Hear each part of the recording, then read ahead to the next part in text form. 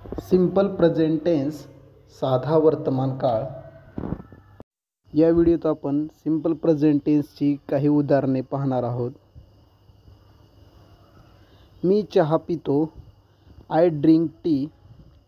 या वाक्यात आय हे सब्जेक्ट आहे, आय नंतर ड्रिंक हे व्हर्ब आहे आणि शेवटी ऑब्जेक्ट आहे. मी फळे विकतो. I sale fruits. मी फळे विकतो. I sale fruits. मी गोष्ट सांगतो. I tell story. आय हा कर्ता असून टेल हे व्हर्ब आहे आणि त्यानंतर स्टोरी हे ऑब्जेक्ट आहे. तो पत्र लिहितो. ही राईट्स अ लेटर. साध्या वर्तमान काळाचं स्ट्रक्चर असतं की सब्जेक्ट त्यानंतर व्हर्ब आणि त्यानंतर object. Subject plus verb plus object.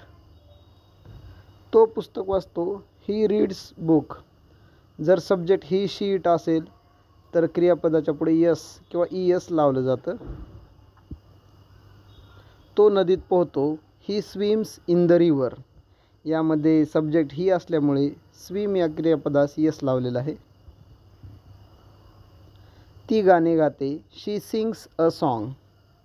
ती गाणे गाते. शी सिंग्स अ सॉन्ग. यामध्ये शी हे सब्जेक्ट असून सिंग हे व्हर्ब आहे आणि अ सॉन्ग हे ऑब्जेक्ट आहे.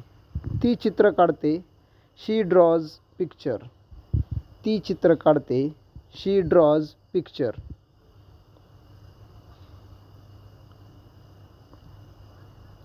तू शेताला जातो.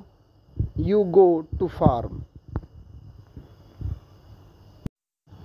या वाक्यात यू हा कर्ता असून गो हे व्हर्ब आहे. You go to farm. तू शेतात काम करतो. You work in farm. या वाक्यात यू हा कर्ता असून त्यानंतर व्हर्ब हे क्रियापद आहे. तू शेतात काम करतो. You work in farm. आम्ही भाजीपाला खरेदी करतो. We buy vegetables. या वाक्यात वी हे सब्जेक्ट असून बाय हे व्हर्ब आहे आणि शेवटी ऑब्जेक्ट आहे व्हेजिटेबल्स. तुम्ही गाणी ऐकता. You listen songs. या वाक्यात यू हे सब्जेक्ट असून त्यानंतर व्हर्ब लिसन त्यानंतर सॉंग्स हे ऑब्जेक्ट आहे. ते घर बांधतात. दे बिल्ड होम. या वाक्यात दे हे सब्जेक्ट असून बिल्ड हे व्हर्ब आहे आणि त्यानंतर होम हे ऑब्जेक्ट आहे. They build home. ते घर बांधतात. ते एकमेकांना मदत करतात. They help to each other. या वाक्यात सब्जेक्ट दे असून त्यानंतर एकमेकांना मदत करतात. हेल्प हे व्हर्ब आहे. अशा प्रकारे या व्हिडिओत आपण काही साधा वर्तमान काळ असणारी वाक्य पाहिलेली आहेत. जर आपणास व्हिडिओ आवडला तर कृपया चॅनलला सबस्क्राईब जरूर करा. थँक्यू.